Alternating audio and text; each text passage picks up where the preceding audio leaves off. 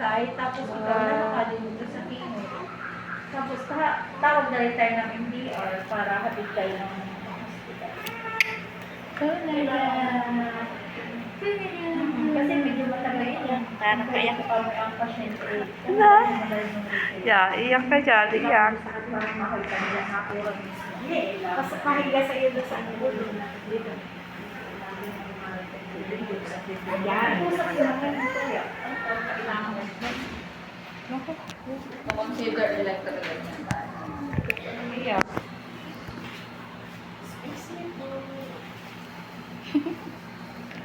Ito na. Serious ka. Ako yung inaano na Di pa naman sa Shiro sanay na ganyan yung ano. Bibe! Sa t-shirt na. Sa paano sa t-shirt siya? Maintenance. Hindi natin mo. Ang sabi ko sa kanya, doon pa sa limang butika natin. Yung hiningi daw niya, hindi siya bigla at hindi daw man yung maintenance. Sabi nito, ano yung ato? Sabi ko, Bebe! Ganda! Hindi na. Magkano na? 200 po. Ang center, doon sa panito natin.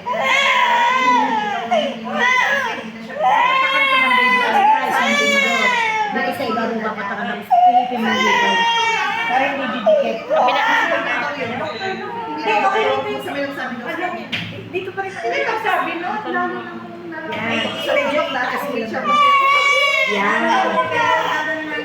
Ay, maliko. Maliko. Bebe! Ashira! Ganda!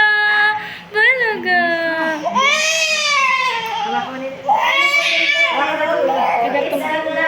Iganto mo. Yung ulo mo. Bakit?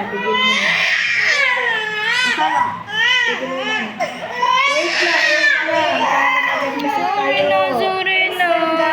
Awayin natin. Ano? Nagagalit eh.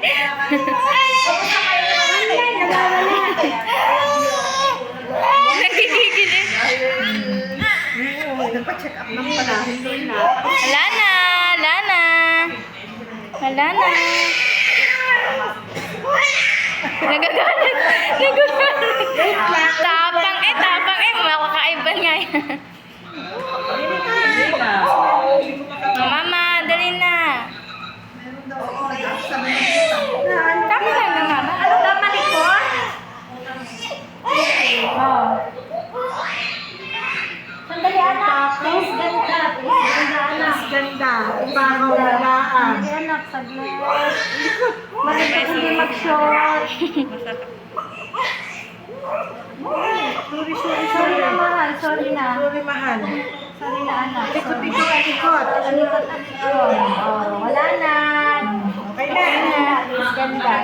I-alo-alo muna. Alo-alo. Baka lang yung mahaba ang ano niyan. Hindi. Dito nasayad. Baka sumayad dyan makasiga. Ibabaw tapos pipilitin. Suot na. Pilitin niya lagi.